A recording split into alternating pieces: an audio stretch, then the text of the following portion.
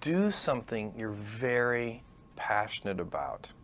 And don't try to chase what is kind of the hot passion of the day.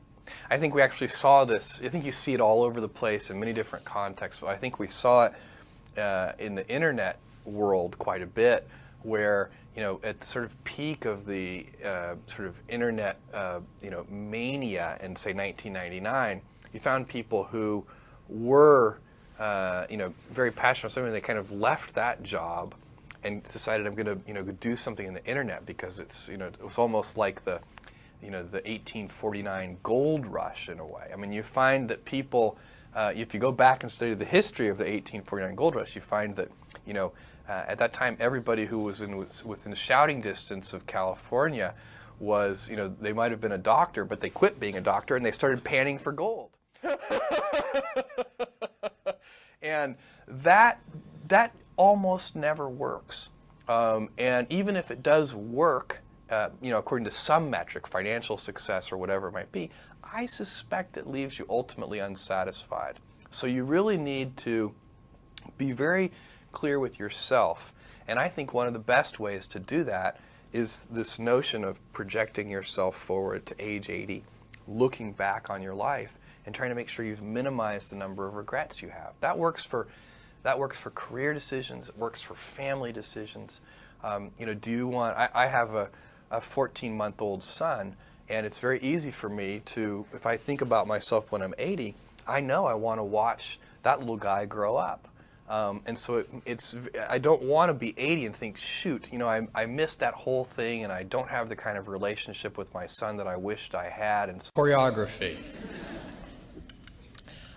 Almost 7 years ago now, I started this most incredible journey called Amazon.com. Actually, at that time, it wasn't even called Amazon.com.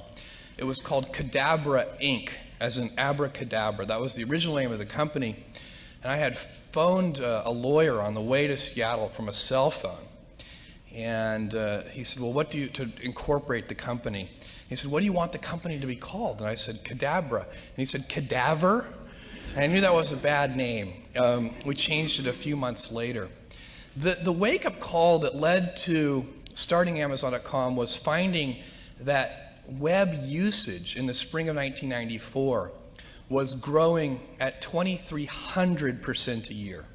And things just do not grow that fast. Outside of, I guess, usually like Petri dishes or something. I mean, it's a very, very unusual growth rate. And you could tell anecdotally, even though there wasn't good research on this at the time, that the baseline of web usage wasn't trivial. And so something with a non-trivial baseline growing at 2,300% a year is clearly going to be everywhere tomorrow. And so the question was, what kind of business plan would make sense in the context of that growth? And I went through a whole bunch of different things, made a list of 20 different products, looking for the first best product to sell online. Came up with books for a bunch of reasons, but primarily because books are very unusual in one respect, and that is that there are more of them than there are products of any other category. So there are literally millions of different books in print at any given time, and computers are good at organizing such large selections of products, and you could build something online that literally couldn't be built any other way. You couldn't have a physical world bookstore or a paper catalog with millions. Companies that don't listen to customers fail. Second, you have to invent for customers, because companies that only listen to customers fail. It's not the customer's job to invent for themselves. It's our job at Amazon.com to invent things like one-click and other things, like sales rank going from 1 to 18 million. Those kinds of things that customers really like. That's our job, not theirs, to think of that. And third is personalize. Take every individual customer and put them at the center of their own universe. And then, when we talk about Earth's most customer-centric company, we mean that in a very broad way. This is bigger than Amazon.com. What we want to do is sort of uplift the worldwide standards for customer service and customer centricity or anything. But when I was in college is when I started thinking about wanting to be an entrepreneur someday. So I was not the kid with the lemonade stand. I wasn't one of these kids who was always trying to raise money. I always wanted to be a scientist when I was little, but I'd also always loved computers. I was lucky because at my age this is unusual to have access to a mainframe computer from my elementary school when I was in 4th grade, and quickly learned that there was a pre-programmed Star Trek game on that computer, and then I never did anything except play Star Trek with the computer. So I don't know how formative that was. It certainly helped my Star Trek knowledge considerably.